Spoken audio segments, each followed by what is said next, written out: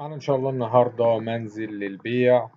هنقول في البداية على موقع المنزل عشان المهتم يكمل. المنزل فيه بولاق الدكرور، محافظة الجيزة، شارع حيوي وتجاري، 3 دقايق فقط من مترو بولاق الجديدة. ومحطة مترو البحوث 10 دقايق.